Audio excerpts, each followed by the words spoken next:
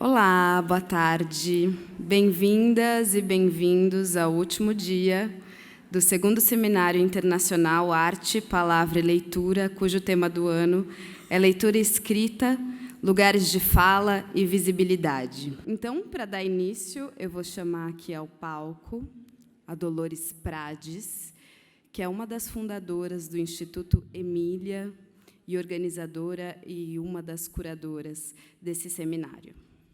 21 de março é o Dia Internacional da Síndrome de Down.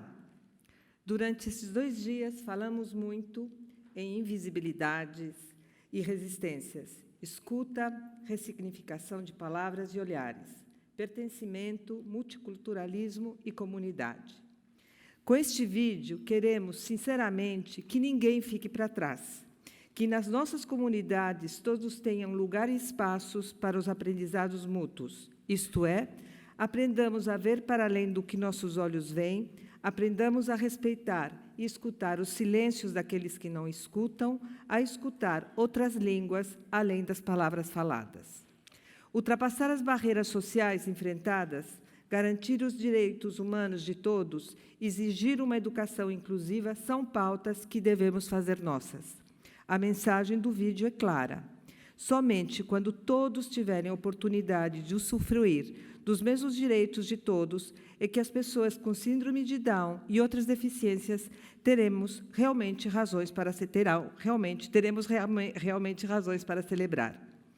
Muitos de nós ficamos hipnotizados com a beleza dos nossos tradutores de Libras que, durante esses 2 dias, traduziram com mãos e corpos não só as falas, como a música e a poesia. Queria destacar o trabalho deles e agradecer por tanta propriedade e beleza. E destacar também o trabalho fundamental que o Mais Diferenças, parceiros do Instituto Emília, do SEDAC, têm feito nesta luta pela inclusão e ampliação dos direitos de todos.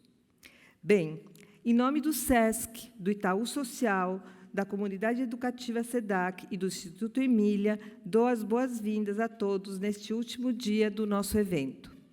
Se nossos objetivos eram ampliar espaços de fala e de escuta que estimulassem a pensar e repensar referências e práticas, que nos alimentassem humanamente para sobreviver e atuar neste mundo estranho e grotesco, assumindo a fala do Silvio, em que vivemos, isto por meio da literatura, da poesia, da recuperação da memória e da oralidade, da arte, acho que estamos chegando ao fim de uma jornada deste seminário, podendo dizer que conseguimos, sim, em parte, os nossos objetivos.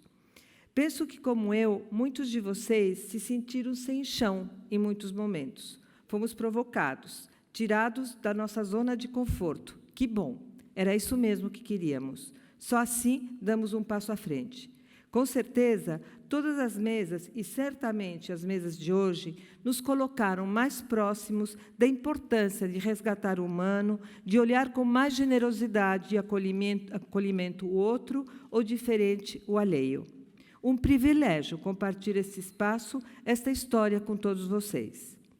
Hoje, nossa programação é bem corrida. Além das 2 mesas, temos nosso encerramento, como disse a Carol, às 19 horas, com a fala de Zé Miguel Wisnik. Esperamos que todos possam ficar, pois acho que será fechar com uma chave de ouro o nosso seminário. Antes de chamar a primeira mesa, queria dar 2 pequenos recados. Primeiro, lembrar, como disse Felipe Munita ontem, que está no ar o primeiro texto do Felipe do Brasil na nova atualização da Emília. Ou seja, quem quiser ler um texto fabuloso do Felipe, onde ele vai discutir as questões que ele levantou ontem, já está na Emília. Bom, para dar início à nossa primeira mesa de hoje, chamo Tatiana Koschelny, assistente técnico do Núcleo de Infâncias e Juventudes do SESC São Paulo. Obrigada.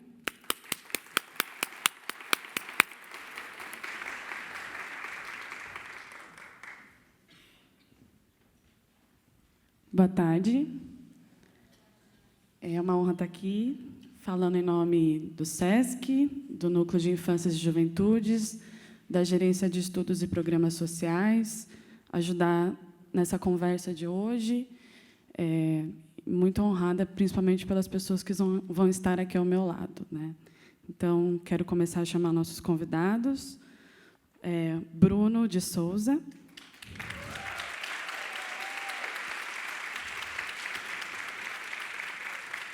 O Bruno atua na área social na região de Parelheiros e Jardim Ângela, em São Paulo. É estudante de pedagogia, possui formação em direitos humanos pelo IBEAC e trabalha junto aos jovens para promover o sentimento de protagonismo e liderança. Na Biblioteca Comunitária Caminhos da Leitura, onde atua, tem como objetivo promover o acesso à leitura literária por meio de ações que incentive a formação crítica dos leitores, utilizando diversas formas de linguagens sociais e culturais. Obrigada, Bruno. Bem-vindo. Vou chamar o Jardson Remido.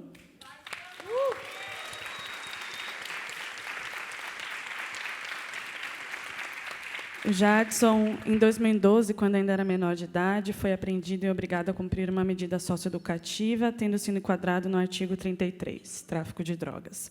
Ao sair, mudou-se para outro bairro e passava o dia escutando o CD do grupo de rap Sabotage. Ali, percebeu a força genuína da palavra e, na quinta faixa, intitulada Cocaína, ouviu algo que o fez despertar. Um dicionário no bolso e a leitura de um livro é necessária. Desde então, entendeu que a leitura transforma. Ela te tira do tiro da viatura. Obrigada, Jardson, bem-vindo. E vou pedir para a Kathleen Santos. Mulher negra, feminista, também estudante em pedagogia, arte educadora, mediadora de leitura literária da Biblioteca Comunitária Caminhos da Leitura, que atua na promoção de direitos humanos, enraizamento comunitário e empoderamento feminino. Vocês viram a Kathleen já na terça-feira, né, Kathleen? Naquela intervenção das escritureiras? Isso. E antes da gente começar, nosso tema é literatura e sobrevivência, juventudes em risco. Embora pareça que a gente vai chover no molhado falando algumas coisas, acho que é sempre importante lembrar o contexto histórico, político, social que a gente vive. Esse tema não é à toa, então eu gostaria de trazer alguns dados para a gente aquecer a nossa conversa e eu passo para cada um contar um pouquinho de si aqui, tá bom? O Brasil está diante de uma matança generalizada da sua população jovem, notadamente os rapazes negros, que são as principais vítimas da violência letal. Em 2016, segundo apontam os dados do Atlas da Violência 2018, houve um aumento de 7,4% em relação a 2015 no número de jovens mortos de forma violenta. Já no período de 10 anos, entre 2006 e 2016, o aumento registrado foi de 23,3%. O número de mortes violentas é também um retrato da desigualdade racial no país, onde 71,5% das pessoas assassinadas são negras ou pardas, com baixa escolaridade e não possuem o ensino fundamental concluído. O que se assiste é um aumento assustador das mortes violentas no país. Das 61.283 mortes violentas em 2016 no Brasil, a maioria das vítimas são homens, 92%, negros, 74,5%, e jovens, 53% entre 15 e 29 anos. As mortes violentas subiram 10% entre 2005 e 2015 nessa população, mas a alta entre as pessoas de 15 a 29 anos foi de 17,2%. A violência letal intencional no Brasil cresce contra negros, pretos e pardos e regride contra não negros, brancos, amarelos e indígenas. A taxa de homicídios de indivíduos não negros diminuiu 6,8%, mas, no mesmo período, entre a população negra, saltou de 23% e foi a maior registrada desde 2006. Esse quadro é ainda mais aterrador para a juventude negra. 77% dos jovens assassinados no Brasil são negros. A cada 23 minutos, um jovem negro é assassinado no Brasil. São 63 mortes por dia, que totalizam 23 mil vidas negras perdidas pela violência letal por ano. Os homicídios são um reflexo da sobreposição de vulnerabilidade às quais esta população negra está sujeita e o quanto a violência atravessa esses corpos de maneira generalizada. Apesar de alguns avanços conquistados, como a Lei Maria da Penha, o número de homicídios de mulheres negras, que inclui as pretas e pardas, segue aumentando com destaque para os feminicídios. Segundo o Atlas da Violência, de 2018, as mulheres negras, pobres e que têm entre 18 e 30 anos são a maioria das vítimas de crimes contra a mulher. Em 10 anos, o assassinato de mulheres negras aumentou 15,4%, enquanto a taxa de homicídio de mulheres negras não negras diminuiu 8%. Ou seja, mulheres brancas estão morrendo menos e mulheres negras estão morrendo mais. Esse cenário é tão alarmante que ativistas e especialistas têm denominado o fenômeno de genocídio da juventude negra. O extermínio generalizado ou genocídio dos jovens negros é reflexo do racismo estrutural e institucional que coloca em xeque ideais de solidariedade e igualdade, inclusive a própria democracia, e impacta o tipo de sociedade que estamos construindo. Esse texto foi extraído da plataforma política Juventudes contra a Violência, e quem quiser mais informações também convido a acessar o portal GLE10, que traz diversas reportagens, artigos e estatísticas. É com esse cenário que eu gostaria de abrir o nosso bate-papo, já que a gente está falando de literatura e sobrevivência, juventudes em risco, e a ideia, nesse momento, como o tema do seminário é lugar de fala, é dar a fala para esses jovens que estão aqui lutando em meio a tantas coisas. Tá bom? Bruno, você quer começar? Vocês tinham pensado... A Kathleen, né? Kathleen, começa. Obrigada, Kathleen. Imagina, eu que agradeço. Boa tarde a todos. Só queria deixar uma reflexão, diante de todos esses dados, qual é o posicionamento de cada um diante da sociedade com tantos dados, com tantas afirmações de violência, o que o seu eu está fazendo para mudar isso? Partindo dessa fala, eu gostaria muito de agradecer a oportunidade. Hoje, antes de estar aqui, conversei com Dolores, e ela falou, você já está acostumada estar nas mesas, falando. Aí eu falei, não estou acostumada. É a primeira vez que eu falo para um público tão grande, estou muito nervosa, mas, desde já, eu não vou pedir desculpa por qualquer outra falha que venha diante do diálogo que vai correr aqui, porque somos seres humanos e trabalhamos com várias emoções, temos muitas emoções e vários sentimentos. Muitas vezes a gente não consegue segurar isso, a gente não consegue trabalhar com isso, e isso não é um problema. Então, para mim, aqui não é um problema se eu falhar na fala. Isso mostra que eu sou ser humano, sou sensível, como qualquer outra pessoa aqui. Eu acho que vale essa reflexão para a gente pensar nas ações que estamos cometendo no nosso cotidiano. Isso vale para você pensar qual seria essa qualidade, né? A gente tem um grande equívoco de achar que qualidade é uma questão só positiva. A gente não coloca que a qualidade ela também pode ser algo negativo e ela pode ser prejudicial para uma pessoa. Eu acredito muito, assim, e tenho dentro de mim que eu preciso trabalhar, que é a questão de não acreditar no meu potencial. Mas isso porque sempre foi posto e sempre foi falado que eu, mulher negra, não teria esse lugar de fala. E, nessa semana, gente, é certeza que eu vou estar num assunto e vou pular para outro. Isso é fato. Mas, como eu falei, não vou pedir desculpa por conta disso. Nessa semana, até mesmo pensando qual seria a minha fala aqui. Vocês estão escutando, acho que uma risadinha, é o Bernardo, ele é meu primo, então ele está me vendo e está dando risada. Acho que, antes disso, eu vou falar sobre essa presença que está aqui hoje. Sobrevivência, que é uma das perguntas do tema, mexeu muito comigo, porque eu estar aqui significa que eu consigo garantir mais 3 meses de aluguel. Eu moro com a minha irmã, eu tenho 23 anos, completei ontem, minha irmã tem 17, e, para a sociedade, ver 2 mulheres tão novas morando juntas é assustador. Eles não conseguem imaginar esse protagonismo. Eles não conseguem imaginar que uma mulher negra vai estar em uma mesa internacional falando de igual para igual. Eles não conseguem imaginar isso. E eles eu estou colocando de uma forma de estar distante da gente, mas aqui na plateia também tem muito deles. Porque eu, infelizmente, tive que presenciar aqui um professor me desmerecer, não falar um oi para mim, pelo fato de eu ser jovem, mulher, e ele não acreditar que ele, por mais que ele me dê aula, eu também estou no mesmo patamar que ele. Eu também tenho o mesmo lugar de fala que ele. Isso me incomoda, mas mostra o quanto a gente não está distante. Não estamos distante dessa realidade. Então, eu estava comentando, né, com a Rafaela e com o Bruno, estamos num hotel chiquérrimo, gente. Estou admirada, porque eu pude tomar banho de banheira pela primeira vez.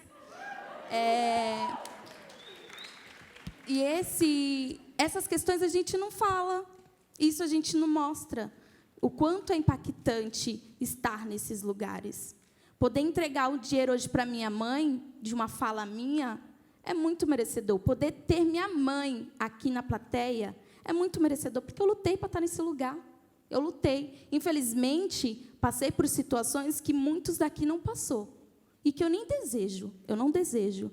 Mas acredito que nós, enquanto ativistas e militantes, precisamos olhar para esses dados e nos colocar. A gente precisa nos colocar nesses dados. Até porque ninguém imaginaria que uma mulher negra favelada, que também fala bem no palco, ela também vai para os baile funk. Eu também vou dando as tabacaria, que é o ápice agora das comunidades, é a tabacaria. E eu vou dançar, eu vou me divertir. E apanhei por estar lá. Eu apanhei porque eu estava saindo de uma tabacaria às 4h da manhã, o policial acreditou que eu era só mais uma prostituta no meio da rua e que merecia apanhar. Minha irmã, de 17 anos, que estava comigo, ela também apanhou. Eu, vendo o sofrimento da minha irmã de não saber lidar com aquela bicuda nas costas, eu não tive reação. A única coisa que eu pedi era: não nos mates, vamos sair correndo. Puxei minha irmã e fui correndo para casa. Então, assim, o quanto é difícil a gente falar tanto para o outro, a gente achar que a gente está num status no qual a gente não vai sofrer nenhum tipo de violência e a gente acaba sofrendo.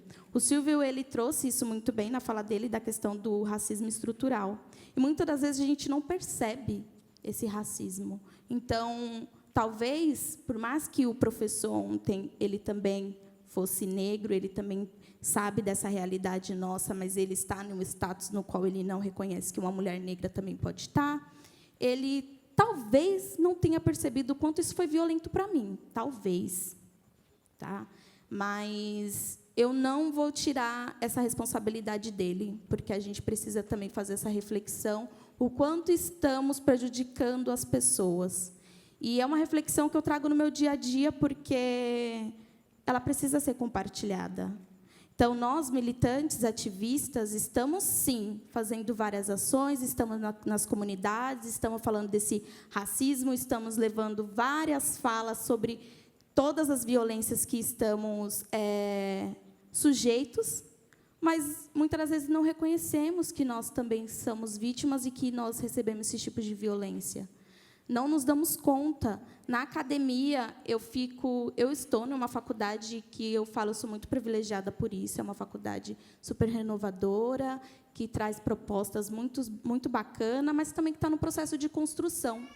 Então, como está na minha biografia, eu, Kathleen, mulher negra, ativista, feminista e educadora, tenho um trabalho pedagógico já na minha comunidade, antes mesmo de eu estar dentro da academia. Chimamanda não foi me apresentada agora. Pelo contrário. Chimamanda foi me apresentada dentro da Caminhos da Leitura. Carolina Maria de Jesus, eu conheci na Caminhos da Leitura. Então, hoje também, acho que vale a pena também ressaltar isso, que eu mandei uma mensagem super empolgante no grupo de organização da biblioteca, o quanto foi prazeroso eu estar com Sílvia. Eu estudei Sílvia na biblioteca, mas na faculdade ninguém fala de Sílvia. Calma aí, será que a academia está mesmo nesse lugar de obter mesmo conhecimento? Será que esse conhecimento está chegando lá? Eu acredito que não. O conhecimento está na favela. O conhecimento está no meu corpo. Para mim, estar aqui hoje, nesse posicionamento... Gente, essa veste aqui não é o que eu uso na comunidade, não. Mas, para mim, estar aqui, para mim ser valorizada, talvez até mesmo na portaria, eu teria que estar com uma roupa mais apresentável. Meu corpo está falando E, muitas das vezes, ninguém percebe isso. E eu consegui reconhecer isso não na minha infância. Na minha infância, eu não tinha isso. E, às vezes, até me pergunto, porque os meninos já têm uma questão de trazer o quanto... o Bruno, principalmente, que é o que eu conheço mais tempo, ele traz relatos de como que foi na infância dele, e ele percebeu algumas coisas. Mas eu nunca percebi. Eu nunca percebi que uma fala do meu avô ia me atingir tanto hoje na questão de ser mãe. Minha mãe está aqui. Quem quiser conhecer depois, até mesmo conversar, porque peço até desculpa para ela por estar falando da história dela, mas minha mãe, ela é mãe de 8 filhos, eu sou a mais velha, e ela sofreu racismo e nem soube por parte do pai, que é um pai também negro. Meu avô falava para ela que, para muitos, né, o termo era utilizado na minha família que minha mãe não parava quieta, que minha mãe era espoleta, que minha mãe era arteira, que minha mãe sempre iria dar trabalho. Que bom que a senhora foi essa pessoa que sempre deu trabalho. Porque essa pessoa que sempre deu trabalho colocou uma pessoa também incrível no mundo. E essa coragem eu não tenho de colocar uma pessoa no mundo, gente. Colocar um indivíduo nessa sociedade, sendo negro, eu não vou conseguir garantir o direito dele existir. Esses índices esses índices de policiais que estão matando o tempo todo os jovens negros periféricos, me dói. Eu não consigo cogitar a possibilidade de ser mãe. Não consigo.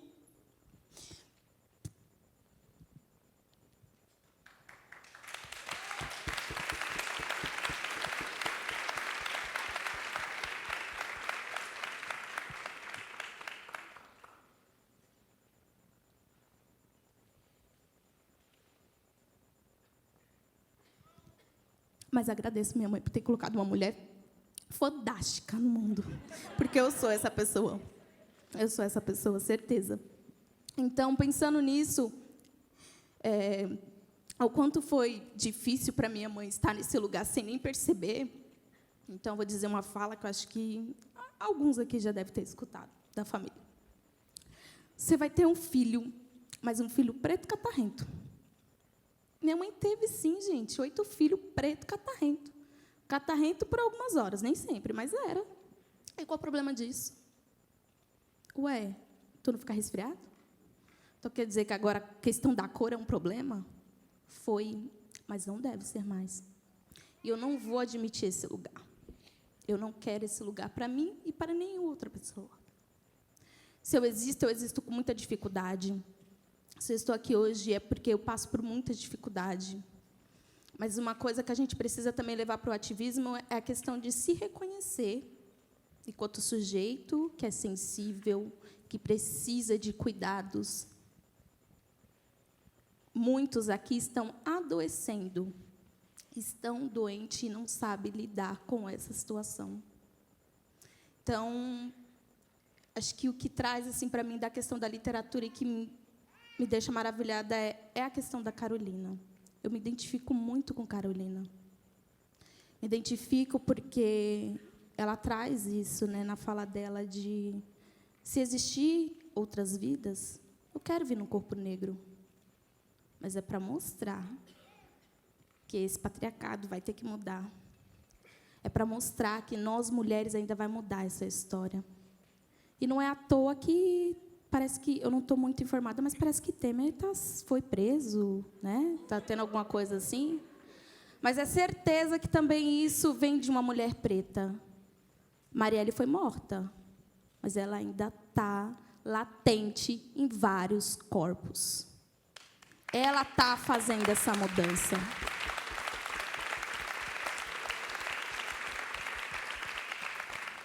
Vamos, sim, mulheres, conseguir mudar tudo isso. Certeza. Não nos cabe mais esse lugar de subalternas. Não nos cabe mais esse lugar de tamanha violência. Então, o que me move hoje é saber que eu consegui sensibilizar minha mãe. Eu consegui não só levar a minha mãe para os espaços culturais, conhecer que ela sofria violência, ela conseguir sair dos espaços que fazia com que ela se submetesse a isso. Eu tenho uma irmã que ela é bem bem distante assim da minha relação. Ela não é muito a favor do que eu penso, não acredita muito no que eu faço, não pelo fato dela ser ruim. Não é isso. É porque a gente foi criada dessa forma. Você não deve acreditar no potencial do outro. Você só cabe nesse lugar. Você não pode evoluir mais do que isso, porque vai ter alguém te puxando para baixo. Então, o que a Bel falou ontem, de uma subir e puxar a outra, sim, eu aprendi na biblioteca e estou praticando isso todos os dias. Então, quando a professora minha fala para mim que, na minha sequência pedagógica, eu não vou poder trabalhar Chimamanda, porque ela traz um termo muito difícil na obra literária, eu vou trabalhar sim. Eu vou trabalhar porque eu sei o que eu estou fazendo. Eu não estou chegando na academia agora alienada, sem nada, pensando no nada e querendo levar algo novo. Eu estou entrando na academia com a bagagem que muitos que estão lá dentro nem têm. Então, eu vou trabalhar, sim, Chimamanda, eu vou trabalhar, sim, Carolina Maria de Jesus, eu vou trabalhar, sim, Angela Davis. E vou mostrar que uma criança ela tem competência, sim, ela tem habilidade, sim, para transformar qualquer palavra. Até porque o que está posto pode ser mudado, a gente pode ressignificar muitas coisas. Qual o problema de entender isso? Eu me questiono como que eu posso falar tão formal, mas também sei trabalhar muito bem dentro da comunidade, falando de igual para igual. Mas tem muitos que, quando chega aqui, esquece de onde veio. Tem falas muito bonitas, uma oralidade maravilhosa. Mas eu gostaria também de saber como é que está na prática. Como que está fazendo? Será que está realmente desenvolvendo algo bacana e está mudando realmente alguma coisa? A minha preocupação é essa. E é isso que eu travo na minha luta. Então, conseguir, junto com jovens atuantes da biblioteca, a Silvani está aí, é mãe, e que passou por um processo também que foi de reflexão para nós. Que lugar é esse que estamos? Estamos sendo cuidadas? Estamos pensando no nosso? Estamos pensando no outro que vai vir? Então, acho que até um pouco da minha fala que me emocionou muito. Qual o seu problema de falar do corpo do outro se não te pertence? Cabe a reflexão de cada mulher saber se ela quer ser mãe ou não. Não cabe a você, não cabe a mim. Por que de tanto julgamento? O direito cabe a cada um sabe onde o chicote estrala. Não cabe a nenhum de vocês julgar nenhum de nós. Não cabe a mim julgar vocês. Acho que a empatia ela está aí.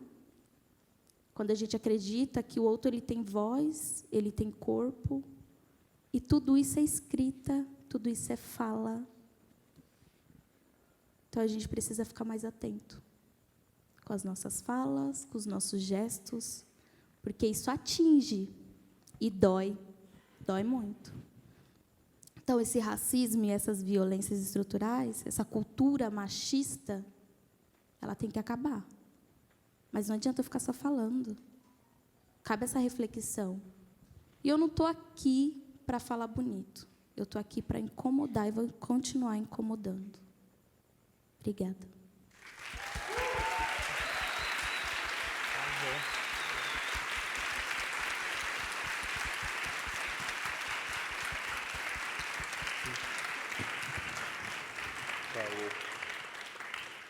Eu acho que eu preparei, né, algumas coisas para falar, mas acho que a Kathleen trouxe coisas muito importantes.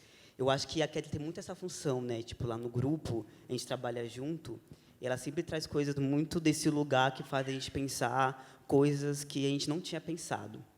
E isso de ficar no hotel foi muito bacana mesmo, né? A gente ouviu música, dançando, fizemos stories, foi bem legal. E aí, no dia que a gente chegou, a Kathleen tinha chegado mais cedo, eu cheguei à tarde, e aí ela estava me esperando para a gente subir para o quarto. Aí foi uma pessoa levar a gente para o quarto, né? O moço, não lembro o nome dele, Guilherme. Um cara muito simpático, ele chegou lá, mostrou como abria, né? Aí, quando a gente entrou no quarto, a gente falou assim, não é possível, deve ter mais alguém, um negócio enorme desse para 2 pessoas. E aí ele começou a contar as coisas, aí ele pegou, né, falou assim, qual clima que vocês preferem? Eu falei, pode deixar meio amena, que a gente gosta de um clima europeu. Já estava todo já envolvido lá no clima. E aí é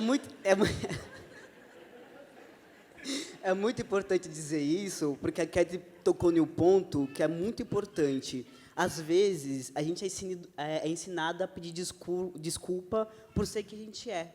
Eu lembro que, tipo, quando eu entrei na biblioteca, comecei a ler, e aí nesses eventos e tal, e a perguntar e anotar, sempre estava com um caderninho, né? Anotando as coisas que a gente não entendia, como a Bel falou. Tipo, eu vi uma palavra, não sei o que era, anotava e depois ia pesquisar. E aí eu lembro que eu comecei a participar muito, né, tipo, desses rolês, na aula e tal, e as pessoas falavam, nossa, Bruno, você é muito inteligente. Eu, que nada, eu sou nada. E eu começava a pedir desculpa por uma coisa que eu realmente era. Tipo, você é bonita. Para. Sabe, bonito. Eu, bonito. Você é estiloso. Não, estiloso, eu. E aí, isso que a Kathleen traz é muito importante, porque a gente entra numa lógica de pedir desculpa pelo que a gente é. Isso é muito louco, isso atinge a nossa identidade, o nosso jeito de existir de uma forma tão profunda que a gente não vai se percebendo o jeito dos nossos corpos de existir nesse mundo. Então, uma coisa que a gente foi... Agora, hoje, a pessoa fala, Bruno, você é lindo. Eu, sou mesmo. Bruno, você é inteligente. Eu sei. Sabe? E isso não é, isso não é um lugar de arrogância. É reconhecer que mas é um reconhecer que é um saber construído coletivamente. Então, o que a Kathleen traz, eu escuto, aprendo, e o que eu trago, ela e os outros escutam e aprendem. É uma aprendizagem e uma beleza do campo da estética mais profundo que é construído coletivamente. Então, a gente aprendeu a não pedir desculpa pelas coisas e pelo jeito que a gente é nesse mundo. Então, acho que é uma aprendizagem que a gente aprendeu nesse lugar da biblioteca.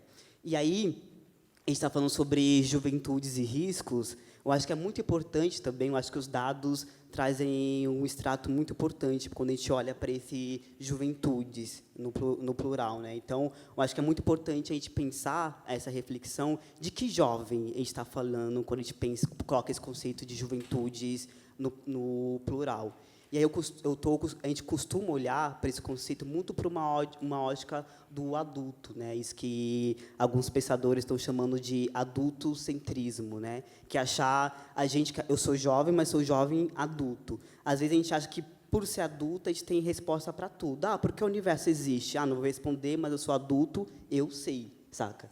E aí eu vivo muito, eu tenho um sobrinho que tem 6 anos, e aí eu estava pensando muito sobre isso, e às vezes ele pergunta, um dia desse, faz um tempo, né, ele perguntou, tio, por que o ovo caipira é marrom? Aí eu, né? Eu não expliquei, né? Aí ele começou a insistir e tal, eu sou adulto, o ovo é marrom porque é marrom. E aí...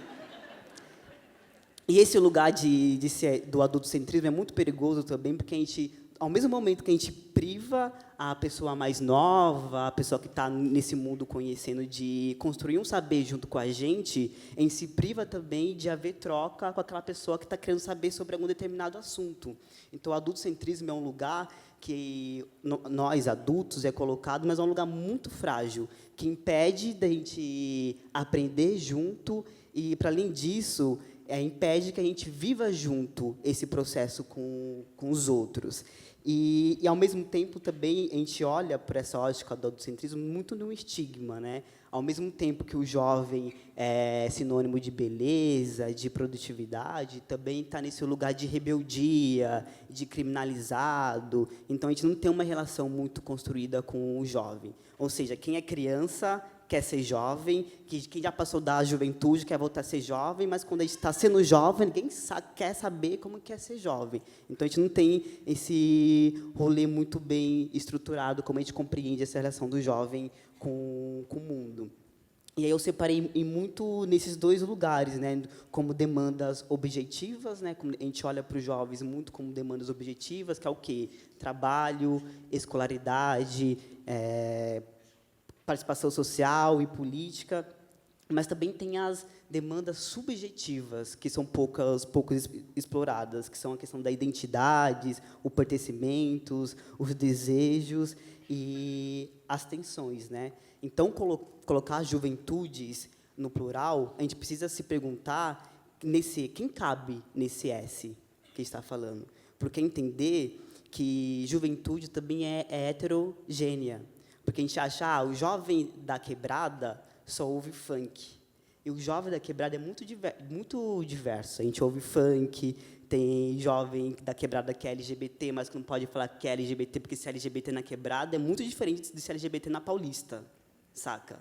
Então, tem várias questões que a gente coloca dentro de uma caixa e não compreende por também falta de esforço de olhar com um olhar mais humilde, no sentido de perceber como aqueles corpos existem nesse rolê chamado vida. E aí acredito que a literatura desempenha um papel muito fundamental quando a gente começa a olhar para dessa questão da subjetividade das juventudes. Então, o que eu vou chamar aqui, que o livro pode ser esse lugar de território do afeto. Território no sentido de não de ser um território físico, mas um território de poder expressar o seu jeito de existir no mundo, aquele espaço de privacidade. Então, por exemplo, na minha casa, agora que eu vou morar com a minha mãe, moram mais 6 pessoas. Às vezes, o único momento que eu tenho para ficar sozinho é no banho. Aí eu vou lá, entro no chuveiro, tranco a porta, confiro, né, umas 5 vezes para ver se meu sobrinho não entrar. Aí eu levo meu celular, coloco o Baco Exu do Blues para ouvir. Aí daqui a pouco lá fora o meu irmão mais velho liga o som lá, põe um funk, eu mal consigo ouvir o barulho da água caindo, sabe? Então a literatura às vezes é esse espaço de privacidade consigo mesmo, de você poder ler um texto e encontrar suas tensões e as suas reflexões no livro.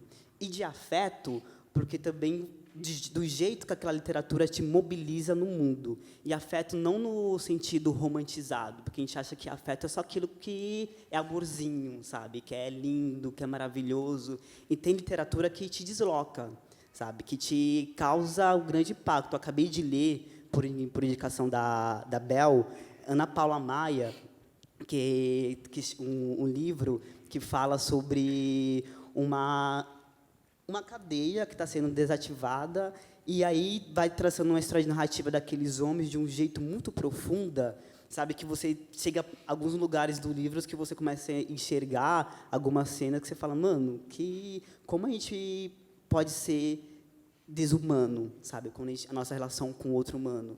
E essa literatura também é importante porque, às vezes, faz a gente sentir um sentimento que é muito novo, sabe, que a gente não sente. Então, a gente que é da quebrada, a gente sabe muito bem o que é fome, a gente sabe muito bem o que é frio, a gente sabe muito bem que não é ter dinheiro. E, às vezes, a literatura possibilita esse lugar de mobilidade, de pensar outras coisas, de pensar outras possibilidades, de pensar outros caminhos. Então, quando eu estava lá no hotel e eu falei do clima europeu, foi porque, nessas narrativas e nessas trocas, eu tive a possibilidade de criar essa narrativa. E a Kathleen falou uma outra coisa muito importante, que ela estava falando, essa roupa que eu estou usando aqui não é a roupa que eu uso normalmente, que eu uso na quebrada. E é muito também complicado e complexo, tipo, trilhar um caminho acadêmico e morando na quebrada. No sentido, tipo, se, por um lado, ter academia que nunca dialogou com a quebrada, e, sabe, tipo, nunca dialogou, talvez esteja rolando alguma coisa agora, mas porque a gente começou a acessar e a provocar essa galera a trocar ideia com a gente. Por outro lado, também, tipo, eu que estou na academia, tipo, venho percebendo muito esse movimento de, às vezes, não ter esse território que é um território de terra, de espaço físico. Eu circulo muito nos lugares, às vezes eu chego na minha quebrada, né, no meu espaço, e aí, por estar lendo alguns atores, por estar falando de um jeito diferente, e por estar enxergando um mundo diferente, às vezes eu não sou daquele grupo, mas também não sou desse grupo. um não lugar, que também um não lugar que é um lugar também, porque te traz uma ótica de como eu converso com esses dois, sendo que um não está nem tanto a fim de conversar, o outro sempre conversou, mas ninguém nunca ouviu, e você está lá no meio. Então, esse não lugar também vai te posicionando em lugares que você nem muitas vezes compreende. E aí, é uma coisa que eu venho fazendo muito esforço também, que a gente sempre acha que, isso que a Cat estava falando de adoecer, a gente construiu uma narrativa na nossa história, por sempre estar cuidando de questões muito urgentes, a gente acha que autocuidado é sempre do outro, é sempre da elite. E aí, lá em Parelheiros, a gente começou a falar de sustentabilidade, de alimentação saudável, de meditação. A gente vai contar isso para os amigos, né? Eu já sou homossexual, né? Tipo, ser homossexual e fazer meditação, a gente já está querendo já o que você está querendo da vida? Aí você é homossexual, faz meditação, aí fala que vai ser vegetariano, aí você já não é mais humano, você virou uma outra coisa, sabe? E aí... Oi? E ainda vem ter um tempo de fazer terapia. Aí você fala, as pessoas te olham muito por esse viés de não compreensão. E aí, isso é muito perigoso também, porque a gente acha que autocuidado é sempre do outro, e a gente vai adoecendo e vai morrendo porque a gente não compartilhou essas tecnologias e saber entre os nossos.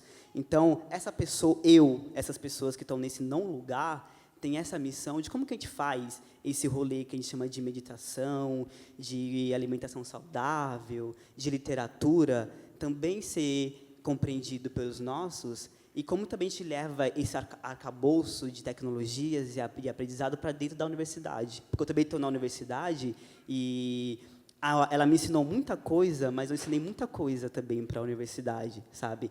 A Kathleen levou Carolina Maria de Jesus, a gente levou Milton Santos, a gente foi Mel Duarte, Giovanni Martins. Então, é uma contribuição nossa, dos nossos saberes. E aí eu sempre ouço, né, que é isso, né? Por exemplo, empreendedor é sempre o outro, né? Tipo, terminei a faculdade aqui de engenharia, meu pai guardou, durante meus 18 anos de vida, lá uma grana no banco, e agora ele perguntou para mim, o que eu vou fazer? Aí eu resolvi tirar 2 anos sabático em Londres, voltei para São Paulo e abri uma startup, sabe? E eu sou o quê? Um empreendedor de sucesso. Olha que lindo. Mas só que a gente esquece que, na quebrada, a gente empreende desde muito cedo, mas o nome disso é trabalho infantil. Menino, de um ponto para o outro, ele vende Coca-Cola, salgadinho, bala. Olha que tecnologia. E tem gente que faz curso. Como vender seu projeto para o seu chefe em 1 minuto? E a gente já está fazendo isso só há muito tempo. Então, a gente precisa estar muito cuidado também como a gente conceitua esse rolê, sabe? Conhecimento é sempre do outro, beleza é sempre do outro. Então, acho que quando a gente pensa em literatura e as juventudes em risco, é pensar muito nesse lugar de como que a gente como que a gente compreende essas produções das juventudes, como a gente pensa quem cabe nesse S, quando a gente coloca no plural, e o papel das nossas organizações e a gente como indivíduo, como a gente está considerando as juventudes dentro desses diálogos e campos de possibilidades que a gente fala. Então, tipo, hoje aqui a gente tem uma mesa só de juventudes, mas quantos eventos que a gente vai e está falando de questões contemporâneas e vocês veem jovem falando? Então, a gente precisa... Esse S precisa virar ação. Colocar as coisas só no plural não vai fazer o mundo mudar. E, por enquanto, é isso. Obrigado.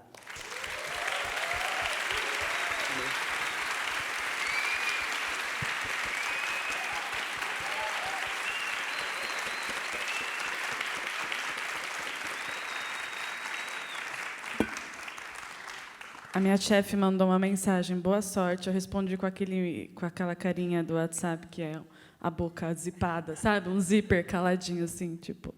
Eu vim aqui para ouvir também. Vamos lá, Jadson.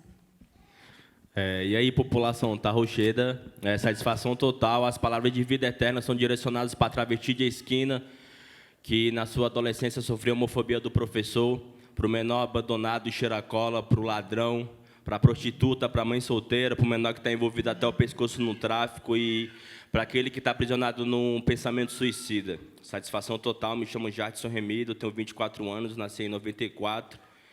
E o bagulho da caminhada começou mais ou menos em 2012, 28 de janeiro, às 4h45 da tarde, se não me engano, era uma sexta-feira.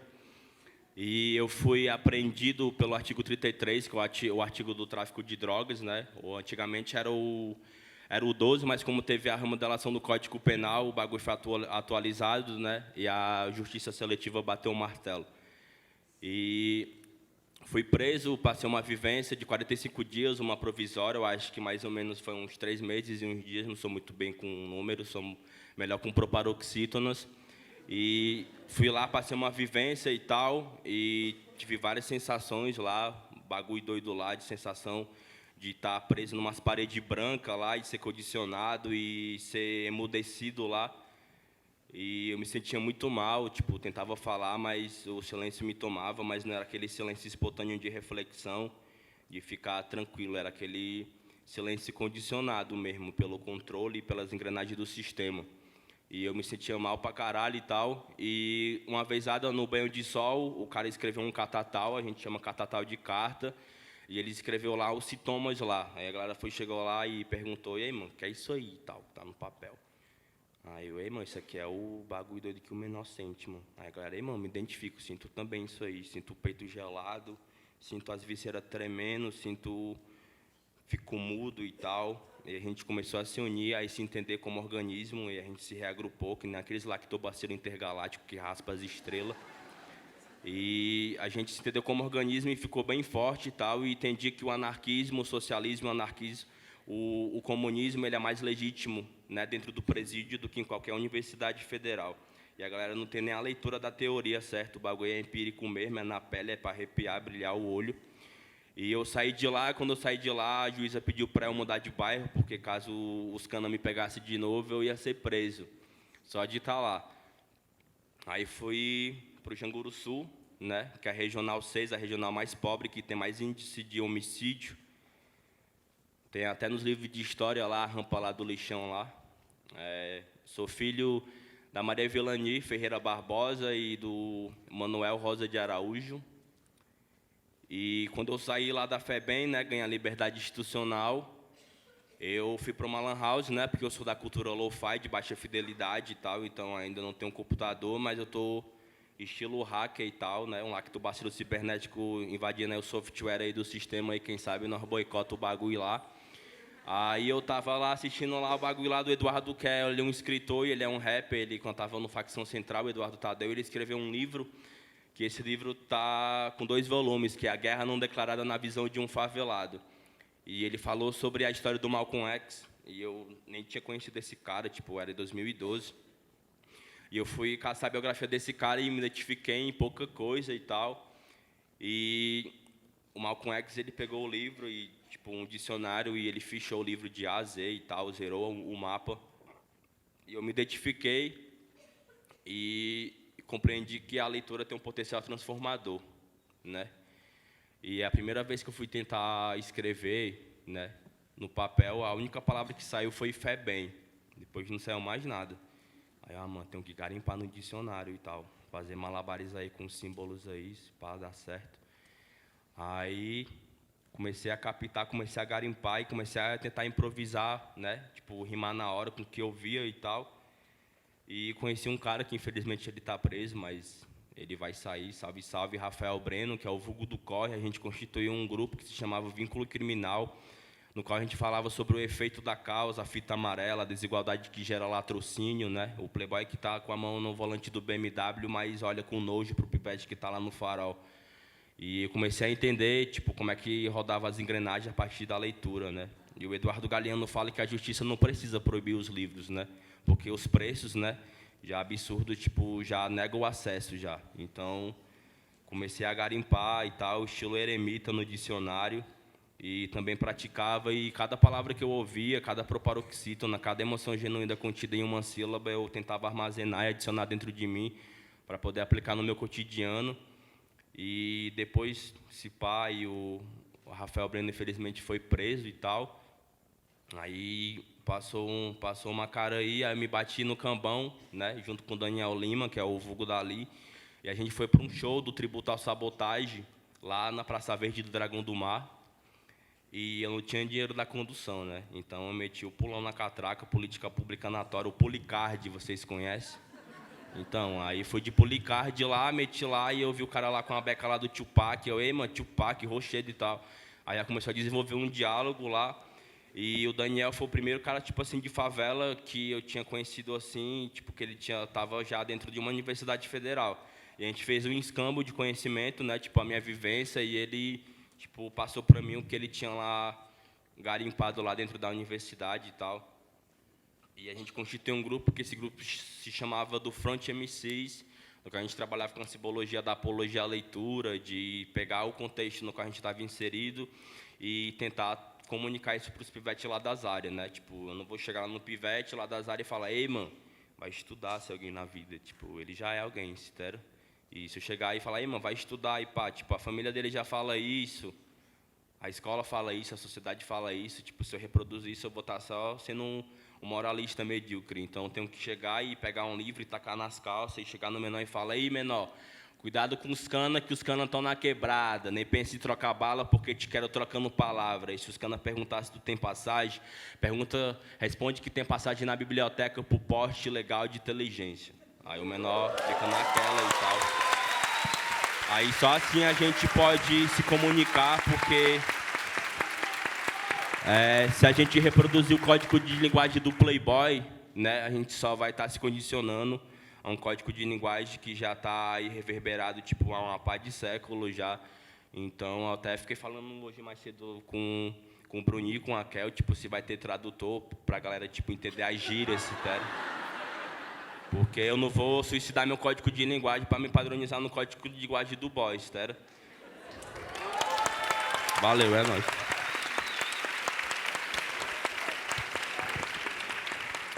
Para terminar, tipo, em 2016, teve a ocupação nacional das escolas, onde o bagulho já foi mais horizontal, né? A gente, tipo, ó, sai daqui, diretor, vaza. Agora é com nós, o bagulho é horizontal. A gente pegava a chave, montava a estratégia e tal, montava a logística do bagulho. E a gente foi muito massa, foi uma experiência muito enriquecedora para mim, a ocupação das escolas, tipo, reverbera em mim até hoje. E em 2017, eu fui convidado para participar da Bienal do Livro, né? A Bienal Internacional que teve lá no Centro de Eventos, lá do Ceará. E foi muito satisfatório para mim. Tipo, uns 2 dias antes, eu estava no terminal da Parangaba, lá de Fortaleza, e tinha me batido com um dos agentes penitenciários, né? Que lá é conhecido como orientador. O bagulho é esse aí. Aí, se pá, quando a gente se bate com eles na liberdade, é maior tensão, né? Porque eles ficam cabreiros, assim. Tipo, se me bater com o menor, a banda voou. Aí eu me bati lá com o seu Paiva lá, e eu, e aí, seu Paiva, tá rocheda? Aí ele ficou assim, cabreiro, olhando pra mim e tal. Tipo, tem uma tatuagem aqui e tal. Aí ele ficou olhando pra mim, aí, e aí, quem é você? Eu, seu Paiva, eu sou o Jardim, você lembra não? Aí, irmão, tá grande e tal. E aí, tá fazendo o quê? Tô vendendo pó.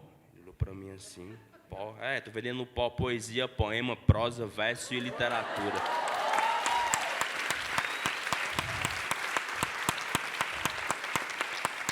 Aí ele pegou e meteu aquele riso de alívio, assim, né? Ainda bem que tá fazendo isso. Aí convidei ele, né? Convidei ele para colar na Bienal, né? Internacional do Livro.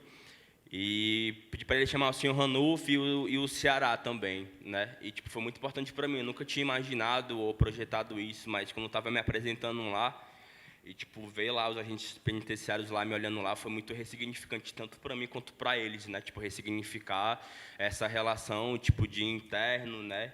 Tipo, de subjugado e o cara que tinha um poder e o domínio de botar o ferrolho e trancar o cadeado, sério. Tipo, foi muito ressignificante para mim, para eles, tipo, foi muito transformador, enriquecedor, de uma forma bem colossal. E quando foi em 2018, né, no dia que a gente foi fazer ultrassom, eu e minha namorada, Rayane, a gente foi para a maternidade, a gente foi fazer ultrassom e tal. E depois do Ultrassom, a gente foi colar num CUCA, que é um equipamento de política pública voltada para a juventude, onde tem cultura e tecnologia. Eu fui me apresentar no CUCA do Mondubim, e estava lá o pessoal lá do Design Futura e tal. Aí eu faço uma intervenção poética, que até vai rolar depois daqui, né? Vai rolar aquela merenda rocheda e tal. O menor está na de horror já. Aí eu tenho uma intervenção poética que eu tá com uma camisa na cara, né? Para reproduzir o estereótipo de rebelião. Ou então tá com uma balaclava, né? E começo a anunciar todas as proparoxítona afiada e combativa. E eu tô de camisa na cara, tipo, um livro de filosofia na cintura e tal, e vou anunciando o bagulho lá. E o nome dela até é a Juliana e tal, tipo, ela se sensibilizou e tal, e entrou em contato comigo. Aí participei com o pessoal do Itaú Social e a organizar um bagulho lá de política pública e tal. E entrei em contato com a Daniela Zampolo, que é a videojornalista do Profissão Repórter, para a gente construir uma matéria de literatura periférica junto com o Maico, que é um cinegrafista, e o Guilherme também. Aí ele desceu, aí ele subiu lá para Fortaleza, a gente fez o contato lá, construiu uma matéria. E de novo eu estou aqui, né, tipo, graças aos corre e também ao convite da Diane também. Muito obrigado ao pessoal do SESC também. E estamos aí para quebrar a perspectiva do Playboy e anunciar que o código de linguagem é favelado, orgânico e ele se reinventa. Valeu.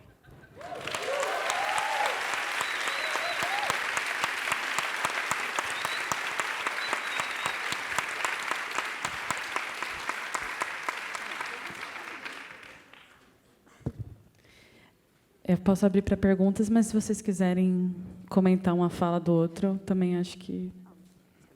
Não, só vou fazer uma mediação, que já também está na minha rotina e no dia a dia, ler para o outro. Sou. Atravessada sou por mulheres que vieram antes de mim. Suas sagas me perpassam, raios me deixam em cinza. Assim fertilizo o chão que piso descalço.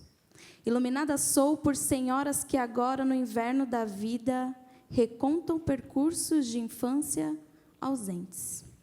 Estremeço como roupa ao vento no varal e ocupo o ar com aromas de água e sol.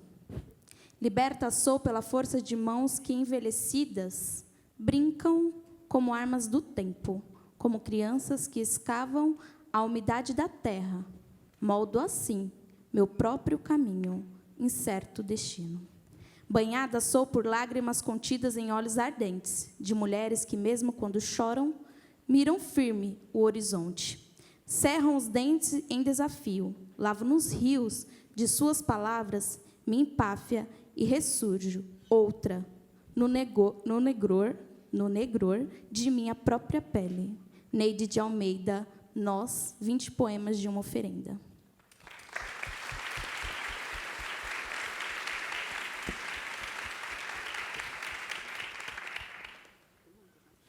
Vocês querem comentar o que o outro falou? Abrir para perguntas? Eu acho que talvez trocar ideia mais com a galera. Se já temos enfim, se tiver alguma pergunta.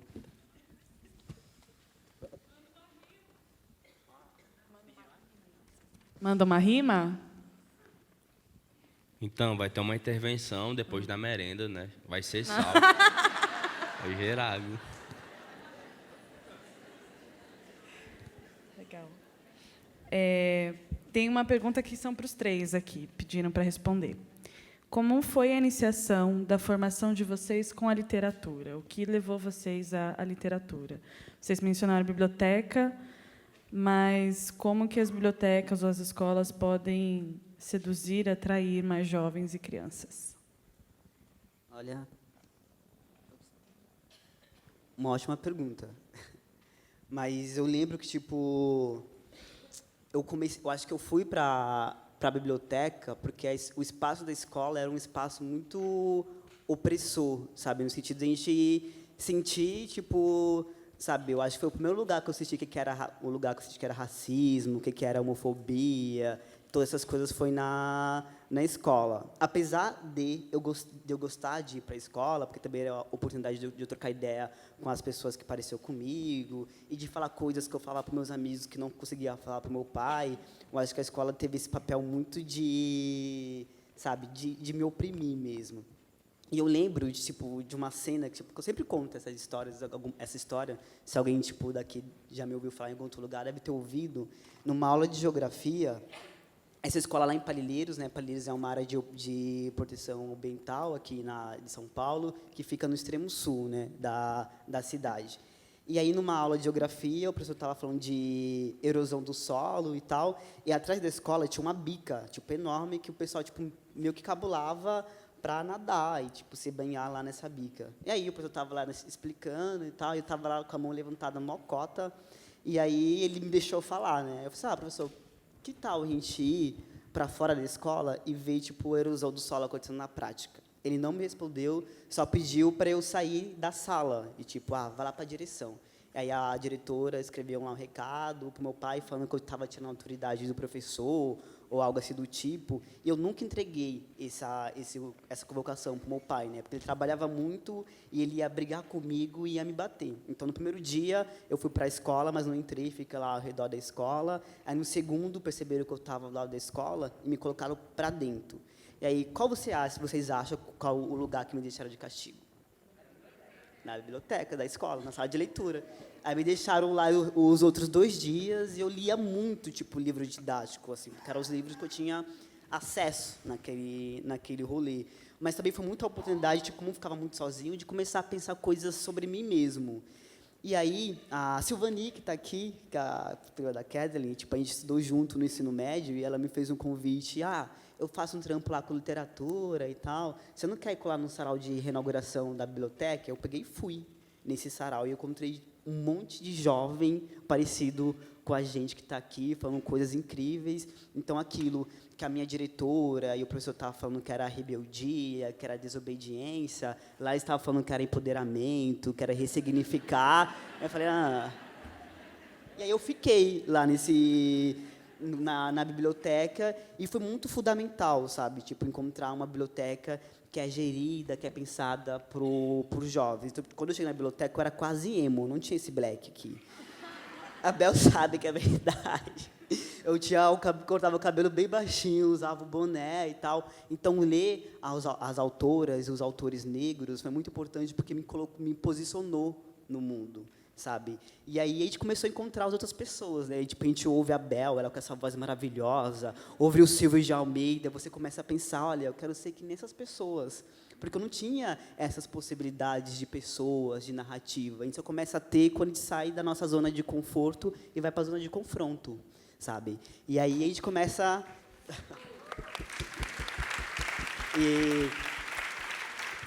E aí a biblioteca foi muito esse lugar de ao mesmo tempo de identificar esse rolê que estava me machucando, mas também um espaço de ser acolhido, de falar minhas dores, de pensar outras possibilidades, ler Carolina, ler Chimamanda, ler Luiz Ufato, Giovanni Martins. Foi encontrar uma literatura que tinha muito a ver comigo, mas também de encontrar uma possibilidade de ressignificar aquilo que, por muitas das vezes, eu não entendia.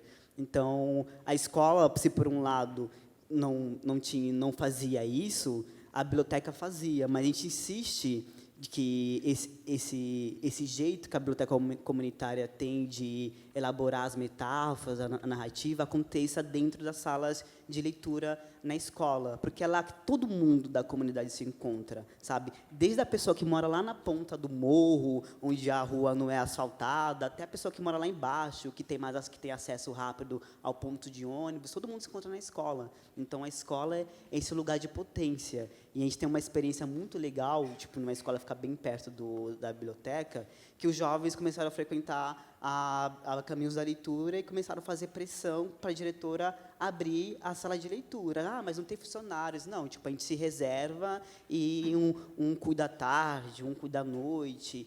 Então, a biblioteca teve esse lugar de despertar isso que a gente chama de engajamento juvenil, né, no meu caso. Então, acho que para mim foi muito importante. Foi a minha não só iniciação na literatura, mas foi a minha iniciação de leitura de mundo, né? Então, a biblioteca me alfabetizou para a vida, como eu leio a desigualdade, como eu leio o racismo, como eu leio a opressão de classe. Então, foi a biblioteca que me alfabetizou para esses rolês. E aí?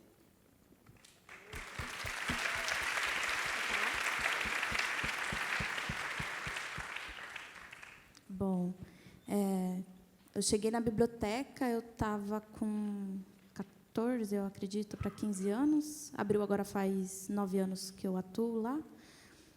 O primeiro projeto foi de mediação de leitura.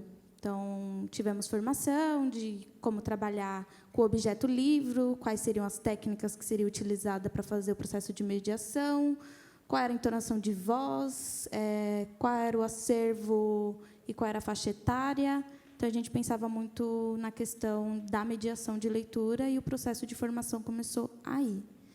Quando a Bel ontem trouxe sobre a compra, né, do acervo, que ela, na fala dela, ela trouxe da questão do livro de autoajuda. Eu não fiz a compra, mas lia bastante. Então, na biblioteca, um dos primeiros livros que eu tive acesso foi o livro de autoajuda. E aí, dentro do nosso processo de formação e de qualificação de acervo, nós começamos a nos questionar, né? Mas por que esse tipo de leitura? Será que a gente pode avançar? A gente continua? De que forma a gente atinge outras linguagens, outros gêneros literários? E, dentro da escola, a escola ela precisa ressignificar o que é linguagem, o que é arte, o que é literatura.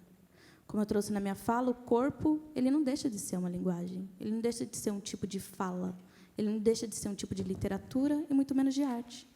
Então, enquanto a escola não perceber que limitar o espaço do aluno prejudica no seu desenvolvimento, ela não vai entender que a literatura é importante para a vida dele.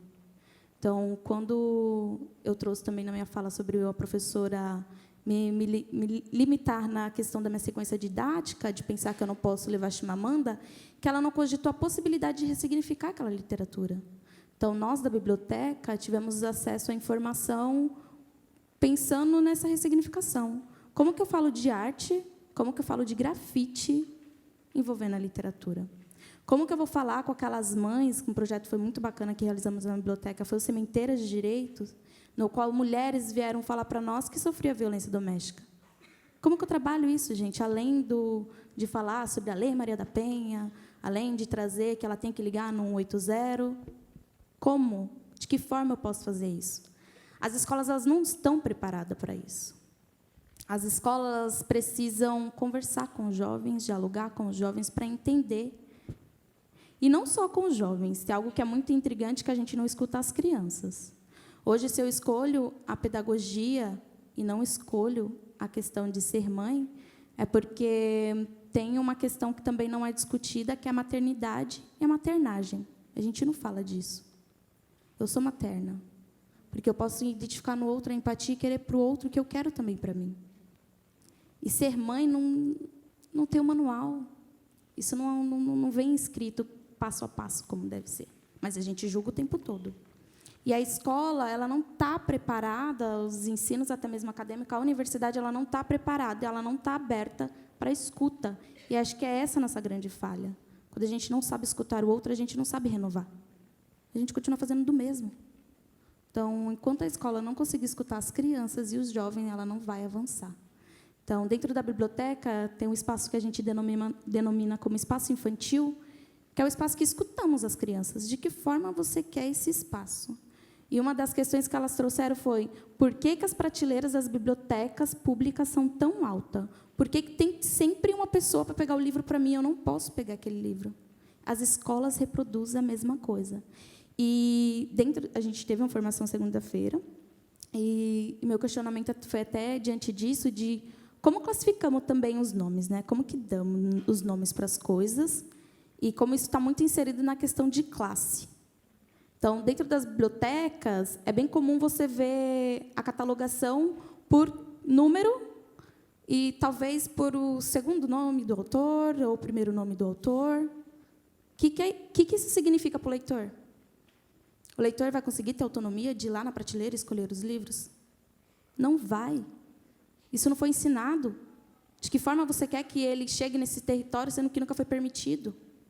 Lá na biblioteca, nossa classificação é por cores, porque, além de dar uma questão de ressignificação para aquele livro, a gente também está entendendo que aquela população, nem todo mundo é alfabetizado. Que nem todo mundo teve acesso ao letramento. E a gente está com a comunidade, fazendo com a comunidade, não para. Então, cabe às escolas pensar nesse formato. Eu não estou fazendo para vocês. E uma fala que me irrita e que fez parte da minha formação, infelizmente, e às vezes eu escuto isso também na academia, é que eu já estou ganhando o meu. Eu já estou ganhando o meu. Então, eu não vou me dedicar, quem tem que se dedicar é você. Mas eu não oportunizo. Eu só tenho lugar de fala autoritária. Quantas escolas, as instituições, as academias, nós, sociedade, porque também isso é importante, porque a escola está inserida dentro da comunidade. A escola, para além de conversar com a comunidade também precisa conversar com a escola. Cabe também esse papel de não só mãe ou responsável pelaquela criança. Cabe nós também como indivíduo, porque se a gente quer uma sociedade menos violenta, se a gente quer uma sociedade igualitária, a gente também tem que fazer. Não é ficar sentada falando, não. Então, não adianta a gente ficar nesse lugar de só acreditar e sonhar. E também não cabe só aos militantes, os projetos sociais, fazer esse movimento, não. Cabe a todos nós. Se eu não quero sofrer nenhum tipo de violência, eu vou lutar para que isso não aconteça. Eu vou buscar meios, ferramentas, dialogar com o outro para entender esse processo. Então, meu processo de formação foi muito nisso, ressignificando o sentido da palavra, do objeto, e dando esse poder de fala para o outro. Acho que é isso.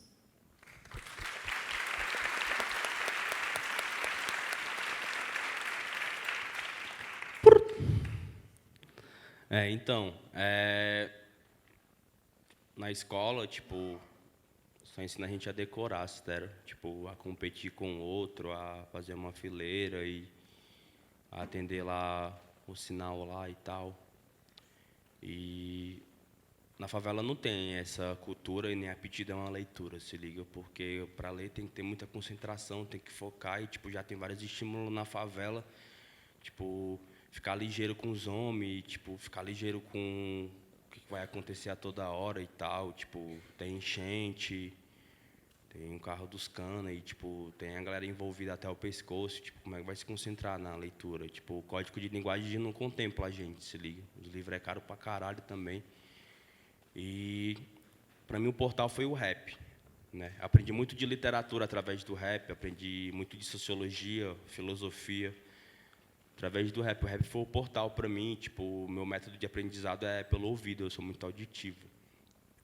E eu armazenava tudo aquilo dentro de mim e tentava fazer um sopão, né? Tipo, e distribuir para o meu semelhante esse sopão e tentava, vou tentar escrever alguma coisa aqui e tipo conseguia escrever, mas a oralidade para mim é mais forte, assim, tipo, se eu escrever, tipo, não sai da forma tão genuína assim como está na minha mente, assim, né? Vamos supor que na minha mente está um paraíso muito bonito em 8K de definição, assim, tipo, em alta definição, e se eu for escrever, tipo, sai só uma florzinha em 8 bits. Se liga? E escutava muito rap, tipo, sempre tipo, o cara falava uma coisa nova ou que eu não compreendia e tipo, eu ia lá no dicionário e garimpava lá e tentava, tipo, falar de uma forma mais acessível e popular, né, os pivetes lá das áreas. Uma vez eu cheguei, tava rolando uma roda lá e eu tava, tipo, com um livro lá e eu cheguei já nos caras, ei, mano, e aí, como é que tá as áreas, mano? Tá limpeza, velho. Os caras, mano, tá suave e tal. Não, já puxei logo o livro, assim, mano. Não, a verdade foi assim, mano. Pois é, mano. Pois tem que ficar ligeiro que o menor tá de cima, viu? E lá, tipo, nas áreas de cima é você tá armado, né? Cara, mano, de qual é? Tá? Tu não saiu desses corre, não, tu é doido? Tô na febre aqui, meu filho. Qualquer coisa eu já largo o dedo já.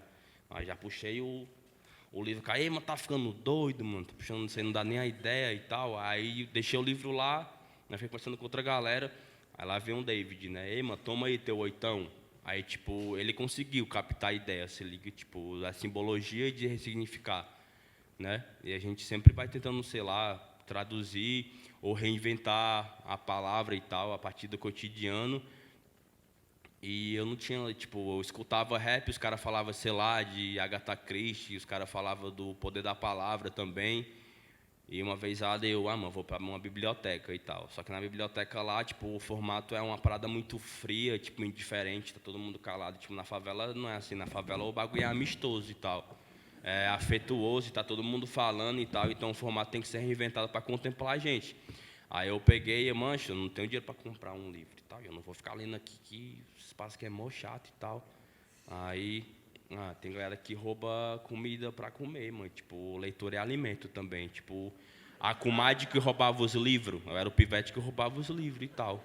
Fazia o bagulho mesmo acontecer e, tipo, extraía lá o conhecimento e depois eu dava para o pivete também que queria ler e ficava nessa e tal, mas o meu portal mesmo foi o rap, assim, tipo, o lance da fala, tipo, que a escrita é massa, mas tipo, a escrita é um bagulho de domínio e tal, né, tipo, o Playboy tá com um bagulho da escrita, né, e a galera favelada, oprimida, tipo, tá com, sei lá, mão no volante e tal, tá de chofé, tipo, transportando o Playboy, ou tipo, tá colocando uma gasolina no carro do Playboy, ou tipo, tá levando lixo, ou tá com a mão na enxada, ou tá fazendo uma merenda, se liga, tipo, ela não tá pra escrever, ela tem a fala, mano. É isso aí, valeu.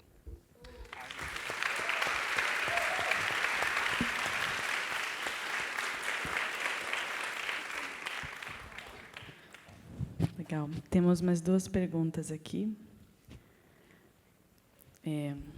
São perguntas e relatos. Tem pessoas festejando a fala de vocês. Vou ler. Mano, que sensação boa ver vocês aí, debatendo esse não lugar em que nos tornamos pontes diante dos saberes da quebrada e da academia. Eu gostaria muito que vocês discorressem sobre os pescoços que viramos ao contar quantas das pessoas ao nosso redor são negras. Dos pescoços que se viram como querendo impor ou questionar. Dos pescoços que quase se quebram em postura paternalista diante de uma pessoa negra, periférica, que, para o espanto de alguns, é uma pessoa. Olha.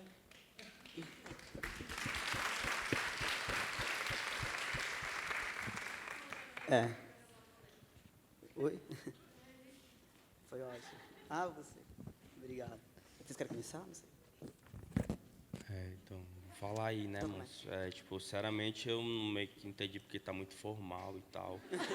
Mas, de acordo com o contexto aí, né, tipo, tem galera que já nasce morta, né, mano? Os matáveis, né?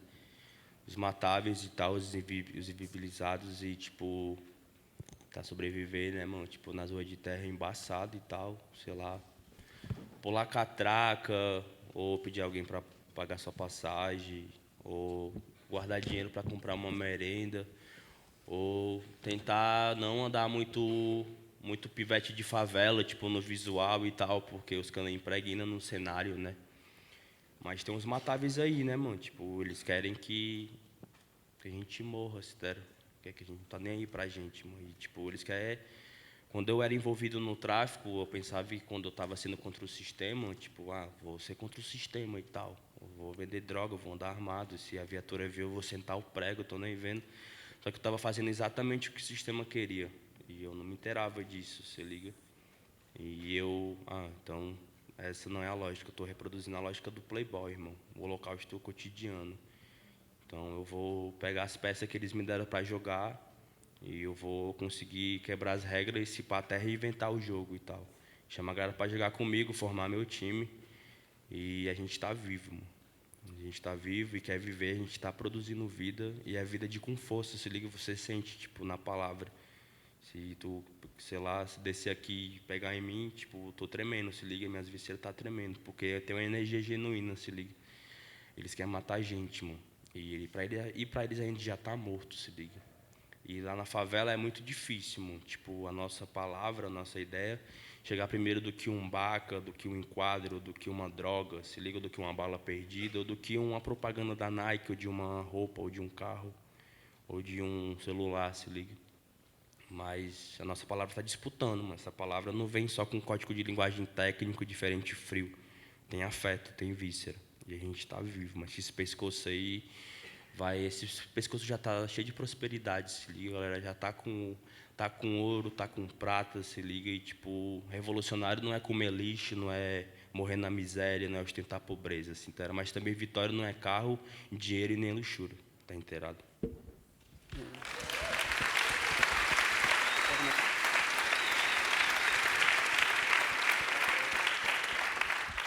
Olha, eu acho que a gente conviveu muito, né, esses dias que a gente ficou, a gente trocou muita ideia, foi muito foda, assim, tipo, de aprendizagem, né, e de troca.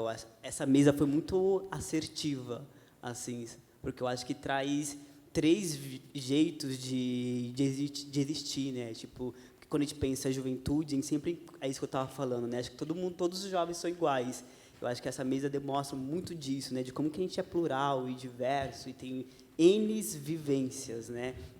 Então, eu acho que é isso, né, que o Jadson tá dizendo, né? Eu acho que, ainda hoje, viver a juventude tem sido o privilégio de alguns e direito de poucos, né? Ser jovem, preto na quebrada, é lutar pelo direito de existir, saca? E a gente vem traçando tramas e reinventando palavras e disseminando outras para que caibam a nossos jeitos e maneiras de existir nesse mundo, né? Então, a gente está aqui é um jeito não só da gente evidenciar que a gente está vivo, que a gente está produzindo, mas que tem muita gente parecida, diferente e complexa como nós que está fazendo isso. E está fazendo isso também há muito tempo. E aí, só para... Eu estava falando do adultocentrismo, né? Tipo, não estou falando que a galera que é adulta e que é mais velha não tem um compromisso com a questão de juventudes, né? E a gente sabe que... A gente respeita e sabe que essa luta começou há muito tempo atrás, quando a gente pensa dentro do movimento negro e tal, da questão da ancestralidade. A gente está falando que é importante a galera que viveu um pouco mais tempo que a gente também dar apoio no sentido de conselho, de uma coisa de genuíno, né? No sentido de tipo, eu tô aqui para somar, não tipo, isso é certo, isso é errado, mas como que a gente vai fazendo essa trama junto, né? Possibilitando caminhos, falando, esse caminho aqui eu já fui e talvez você vai encontrar isso, sabe? Então, para mim é isso, né? E ainda viver a juventude tem sido o privilégio de alguns ainda nesse país. E a gente precisa pensar e ter muito consciência sobre isso.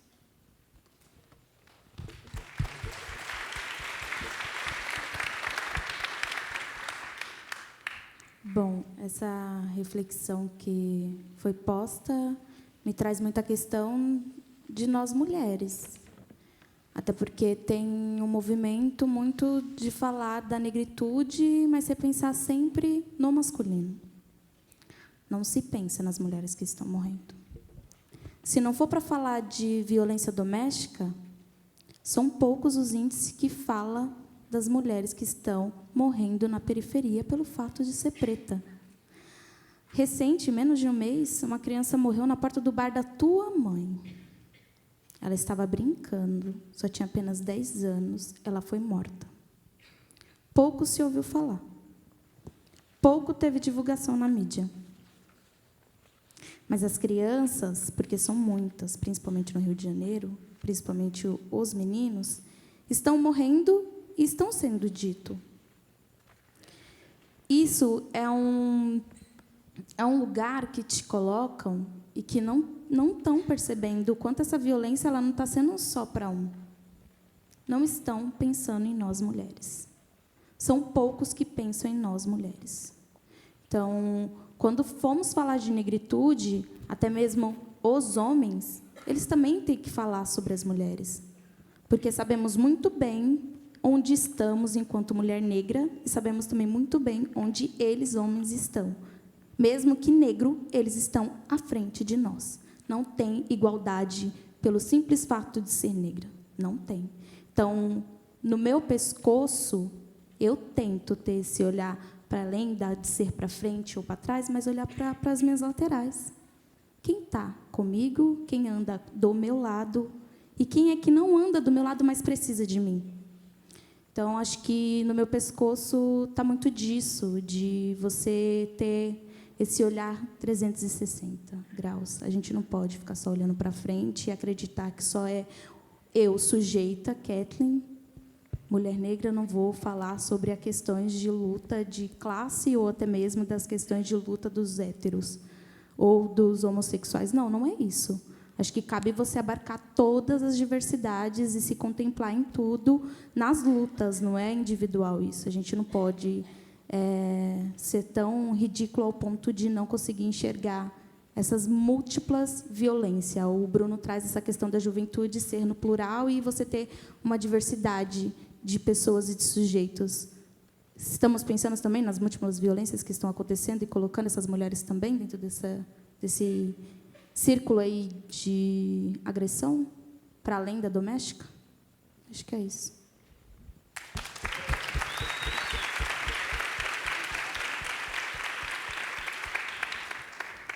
A gente tem 10 minutos e mais 2 perguntas. Como que vocês preferem fazer? Eu escolho uma, os 3 respondem, ou cada uma responde um? A gente pode fazer as 2, ao mesmo tempo a gente tenta responder. Pode ser? Tá bom. Gostaria de parabenizar a mesa e falar da minha alegria de ouvir um contemporâneo.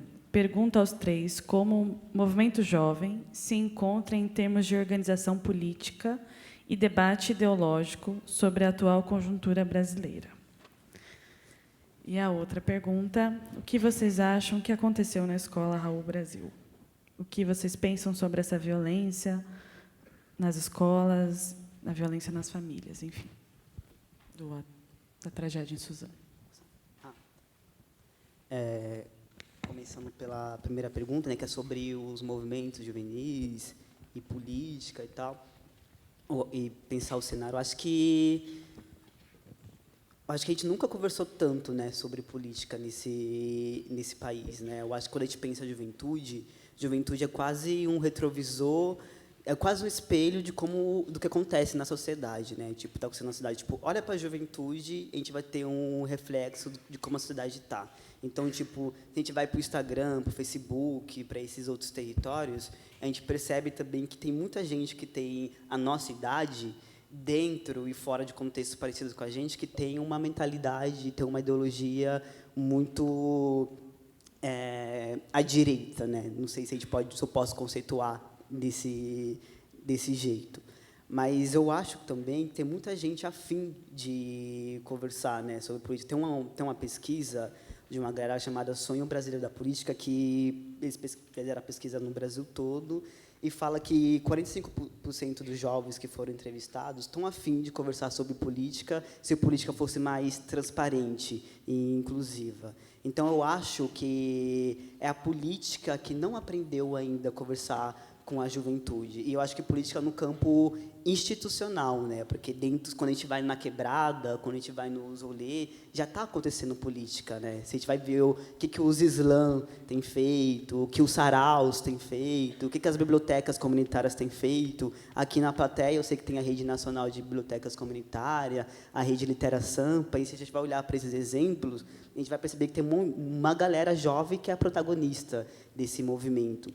Então, acho que a gente precisa olhar para uma ótica muito mais para a abundância do que para a escassez. Claro que não esquecendo que existem as desigualdades e as mazelas sociais, mas como que a gente faz uma escolha para evidenciar o positivo? Porque quando a gente olha para a juventude e para a periferia, a gente costuma dizer as coisas que são pejorativas. A Né? perspectiva Então, da falta, né? Nunca da potência. exatamente. Muito nessa perspectiva de não falar das coisas potentes, das tecnologias, do conhecimento que são produzidos lá. E quando olha, é muito no sentido de se apropriar. Então, por exemplo, eu faço parte de dois outros coletivos, o Núcleo de Jovens Políticos, né, que é do Jardim Ângela, que vem discutindo política pública lá na região há muito tempo e contribuiu para mudanças estruturais, desde de uma ampliação de uma avenida, a compra, fez o prefeito Fernando Haddad comprar um clube que estava interditado lá e virar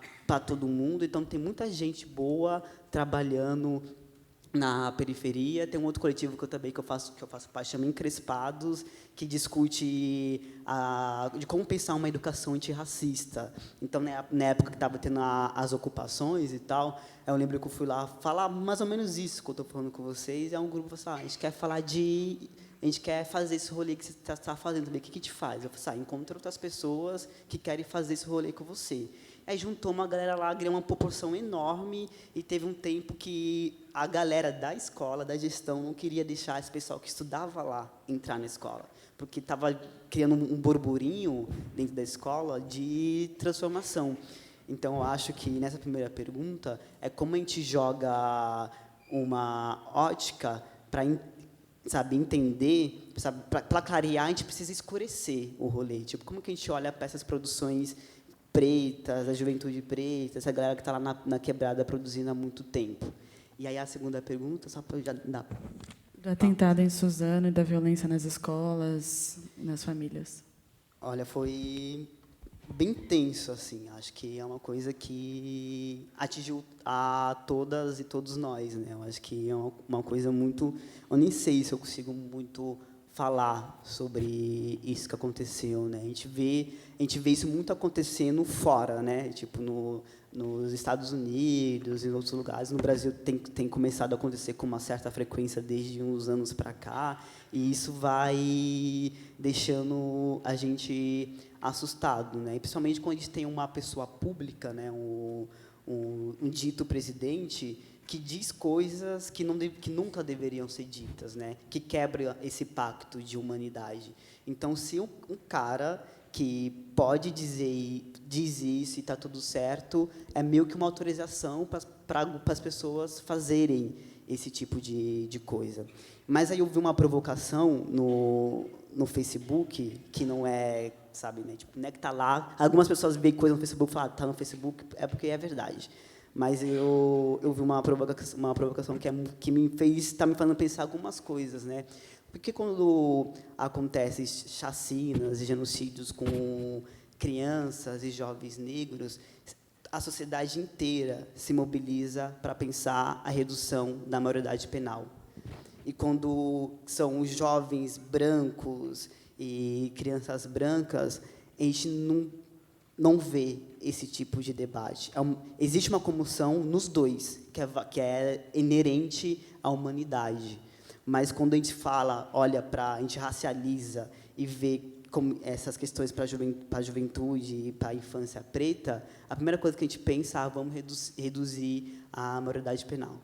Então, acho que a gente precisa muito também colocar, quando a gente pensa em direito humano, a gente precisa também pensar de que o humano está falando, né? Porque às vezes categoriza, né? Acho na pergunta que a moça fez, né, disso de as pessoas se impressionar que a gente somos pessoas, né? Acho que tem muito esse lugar também que está sendo, que está pensando, né? E é isso.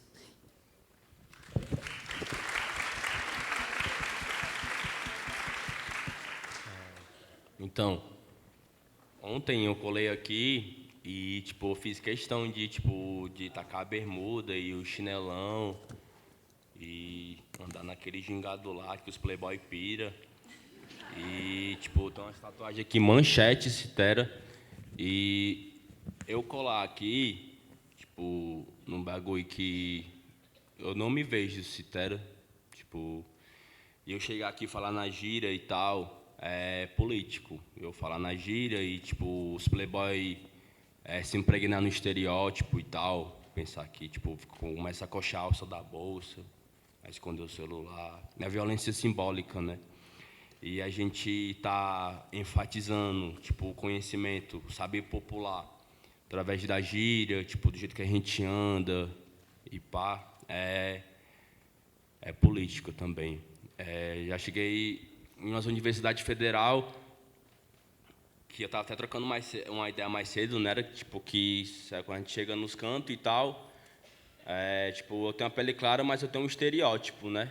E vou chegar lá na universidade, ela fica, tipo, olhando assim, tipo, que nem ontem. Tipo, ela tá olhando assim para mim, tipo, sim, mas o que ele está fazendo aqui? Ou então olha para a gente como faz a gente se sentir sujo sem estar sujo, se liga. Aí eu entro lá na sala e fico na mesa lá esperando lá, né, iniciar o bagulho. E a galera que me olha feio, tipo, vai me ver, tipo, eu tô lá na mesa, se liga. E eu tô falando na gíria, tipo, eu não vou reproduzir o código de linguagem dos playboys. Isso é política também. Se liga. E o que já está acontecendo na conjuntura aí, ó, o rap já falou já há 20 anos atrás, tipo, há 30 anos atrás, tipo, o rap é o som do futuro, rap é o som do futuro, mas também ele fala muito do bagulho que aconteceu lá atrás e, tipo, se repete, e até rima. Uma vez um cara falou para mim, ei, Remido, a história não se repete, a história, ela rima, porque ela se sofistica, as engrenagens vão mudando, ela vai passando um óleo e tal, outras pessoas estão movendo as engrenagens, estão mantendo os status quo. O bagulho é sofisticado, né? Alta tecnologia, baixa qualidade de vida. E o rap já falava disso já faz tempo já. O rap está falando. Favela falava, a galera que está lá com cartaz lá, né? As mães que estão com cartaz com o nome do filho, que o policial lá matou de Tocaninja, fala faz tempo. As gatas lá, os pivetes, as travestis, os pivetes que estão envolvidos no tráfico.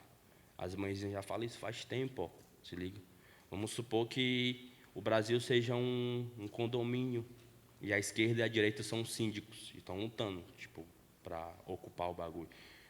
Para mim, esquerda e direita, a mesma coisa, tipo, estão no mesmo interesse, se liga, tipo, eles estão para manter o status quo, tipo, para atender os interesses da oligarquia, da dinastia. E eles só vão, tipo, dar uma chupeta para nós, para dizer que estão fortalecendo as políticas públicas, mas não é isso. Mano. O rap já está falando, ó, faz tempo já. E política, nós já faz uma par de tempo já, mano. Se liga? Um afeto, um abraço, falar na gíria e olhar pro playboy. E aí, se impregna no estereótipo mesmo.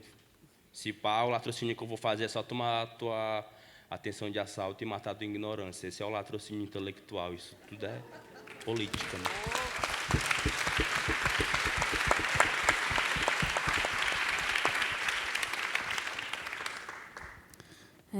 Fica até difícil depois de falar. Mas pensando nessa questão que ele trouxe até mesmo da política pública, né? O quanto é importante, foi importante e está sendo importante para mim saber disso.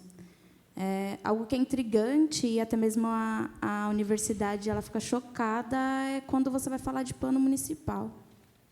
Como assim? Você tem propriedade para falar do assunto? Sim, eu tenho. Participei do plano municipal do livro Leitura e Literatura e Bibliotecas.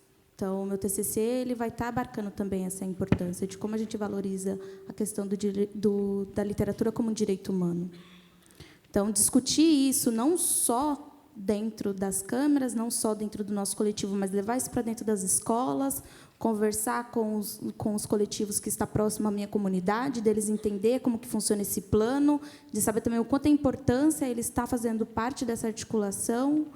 Acho que é um movimento que está acontecendo com os jovens dentro da região de Parelheiros e que dialoga com todos, seus pares e até mesmo quem não são.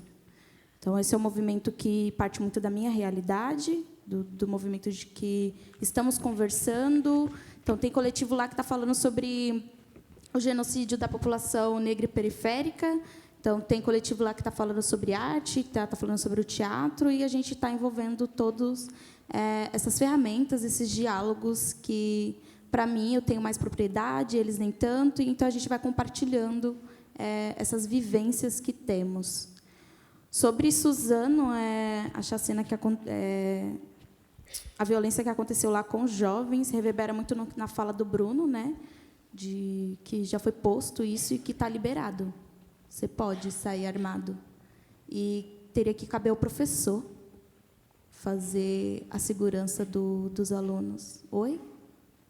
Eu não estou estudando pedagogia para estar matando ninguém, não. Estou estudando pedagogia para me levar educação, ensino, levar arte, saber lidar com a sociedade de uma forma mais empática. Então, não cabe a mim matar ninguém, eu não vou me colocar nesse lugar. Cabe ao poder público entender que segurança não é só estar com a arma na mão, não. Então, eu vejo muito dessa forma a questão do que aconteceu, mas também que não podemos deixar de pensar e refletir que teve uma questão também de racismo e machismo nisso aí. Se a gente for buscar os motivos que levou o ato, traz isso. O machismo e o racismo está presente.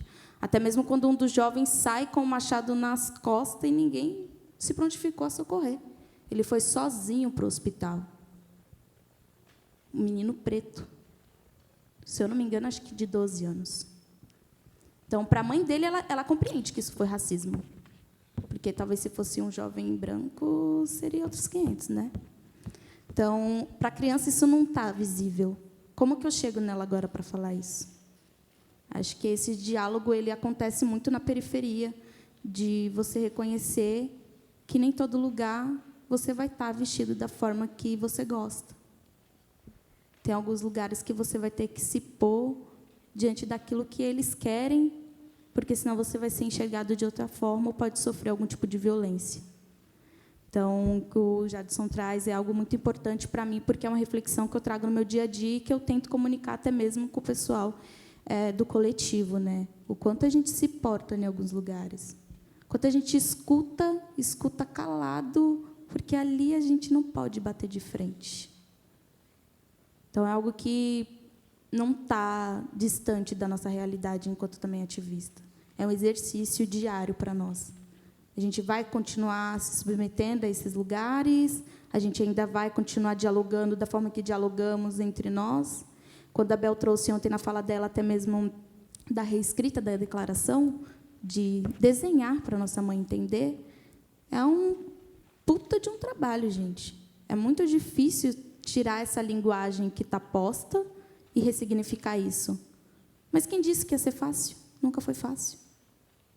Então, acho que pensar, né, dessas duas formas, né, como que estamos inserindo a política e essas violências que estão aí no nosso cotidiano, é pensar que não vai ser fácil e que a gente precisa ter elos, a gente precisa se fortalecer, precisamos dar a mão um para o outro e sempre puxar quando necessário, e mesmo que não for necessário, abrace, beije, diga o quanto amo o próximo. Mesmo não tendo um vínculo cotidiano, 24 horas, é importante dizer para o outro o quanto ele é importante. Eu sinto falta isso no nosso cotidiano.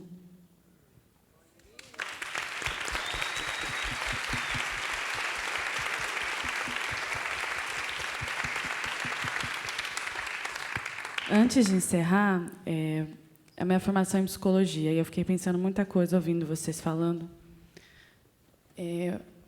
Esses 3 dias aqui, né, e na fala de vocês do cuidado, enfim. E no SESC, lá no Núcleo de Infância e Juventudes, uma das funções que a gente tem é trabalhar pensando na formação dos educadores que trabalham com o público infanto-juvenil no SESC.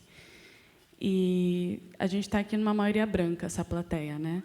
E eu sou mulher branca.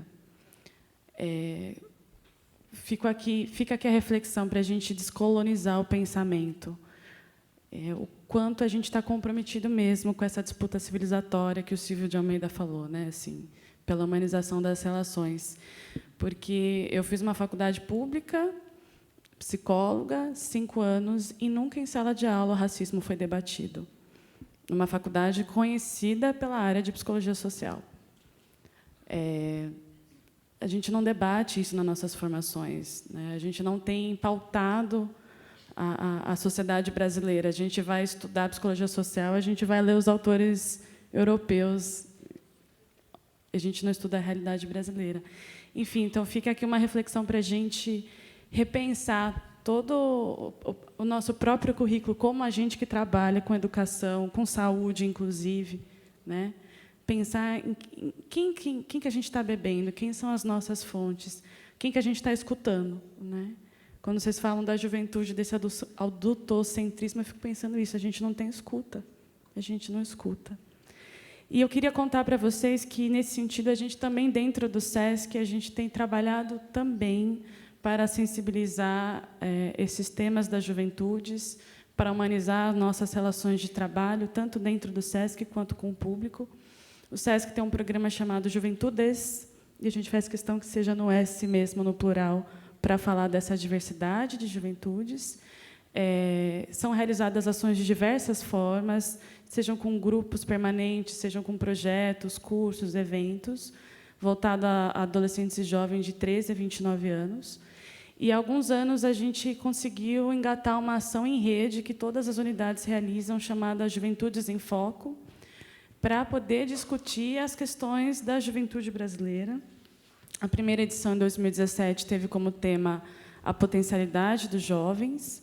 O ano passado, o tema foi Juventudes Periféricas, a produção cultural como forma de existência e resistência, de produção de identidades. E não é à toa que, esse ano, o tema do Juventudes em Foco vai ser corpo-alvo, corpo coletivo, para poder debater as violências sofridas pelos diferentes corpos, para a gente falar do genocídio da juventude negra, do controle desses corpos, do consentimento, das identidades, enfim. A gente está também caminhando, buscando caminhar nesse sentido. Essa ação vai ser realizada nos meses de maio e junho em todas as unidades do SESC. Então, convido vocês também a acompanhar. E, para encerrar, vou agradecer a presença do Bruno, da Kathleen, do Jadson. Agradecer a presença de vocês. Em nome do SESC, eu falo, a gente está muito feliz por esses 3 dias, por esse evento tão significativo. Também queria agradecer o convite da Dolores, de todo mundo, do espaço, agradecer também a escuta de todo mundo. E foi muito bacana estar aqui, né? Eu acho que a gente aprendeu muito também, estar aqui conversando com vocês, mas esses dias que a gente trocou, esses últimos 2 dias que também que a gente estava aí ouvindo todo mundo que estava aqui em cima, foi um momento de muita aprendizagem. E chamem a gente para conversar, chamem a gente para rolê. Para merendar também. Que é importantíssimo. Ouçam os sons e vejam os vídeos que o Jadson produz, que é muito bom. E é isso, gente. Gratidão, muito obrigado. Estou muito feliz por isso.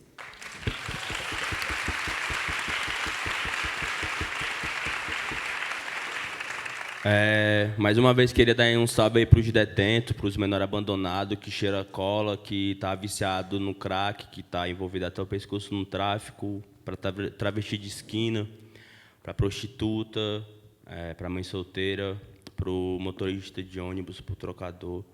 Agradecer para o pessoal aí dos serviços gerais, aí, pessoal da técnica, de áudio, de luz, pessoal da administração, pessoal da organização, pessoal que passa invisibilizado aí, que a galera fala que só faz o seu trabalho, mas a galera dá o sangue no bagulho também.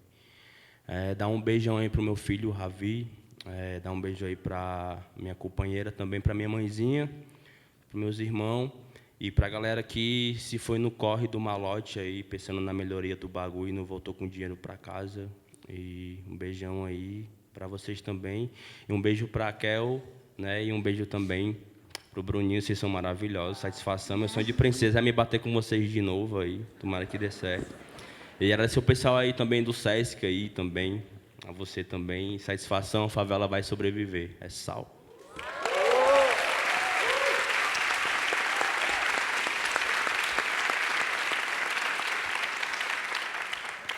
Bom, agradeço imensamente por estar aqui com os dois.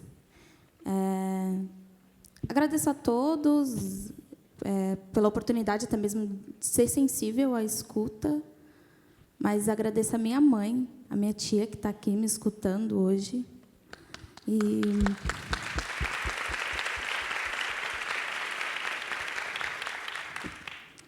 E falar que tudo isso é por ela. Vai ser sempre por ela, vai ser sempre pela minha família. E tem uma coisa que tem me incomodado muito e que acho que vai no meu agradecimento.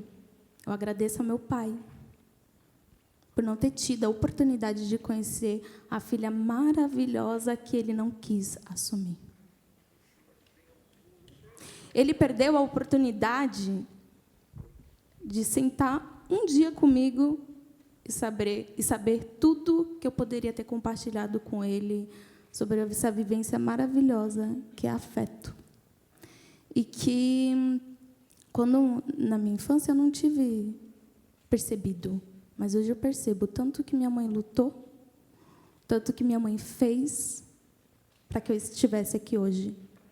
Ela não tem noção, ela não tem, talvez tenha hoje, porque eu nunca falei isso para ela, da força que ela me dá, da potência de mulher que ela colocou no mundo e da potência de mulher que ela é.